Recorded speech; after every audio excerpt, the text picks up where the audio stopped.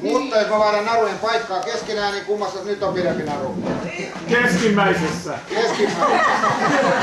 Ja sua edelleen. Pidä tiukasti kiinni, mä lasken 3, 1, 2 ja 3. Sä voit pitää ne narun päätyssä. Mahtavaa. Kiitoksia.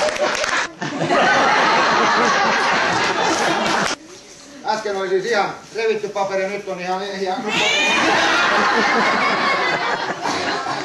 Kun kättä näyttää näin päin, niin kukaan ei huomaa mitään epäilyttävää. Joo. Käy tällä tavalla, tehdään maagisia liikkeitä. Eikö ollut hyvä tehdä? No, ollaan parempia.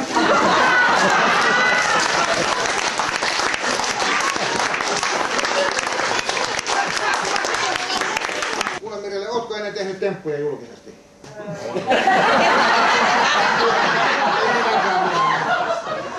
Pidä sitä tossa noin. Silleen, älä purni sitä vielä. Tässä. Nyt mä käyn näitä kortteja yksitellen läpi ja sä voit sanoa seis missä kohtaa sä haluat.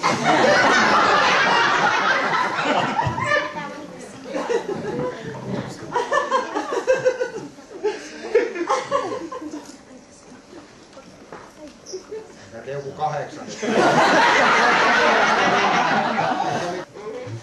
Tiedätkö mitä Aira vastasi mulle? Hänen kanssaan temput onnistuu aina. Niin näköjään onnistuu Rubikan.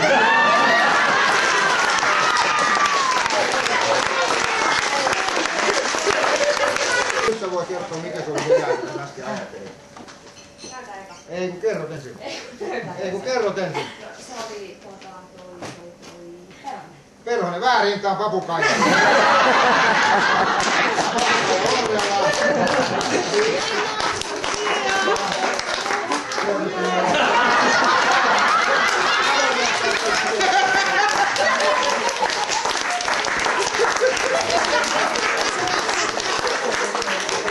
Venäläinen on hyvin helppo. Se korttihan on herttanelonen. Ei oo. Ei ollut sekään. No entä sitten?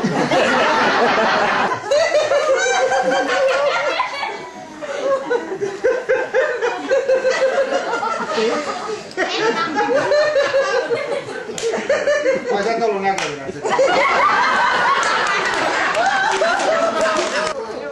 Ole hyvä. Sitten oli sinä ja...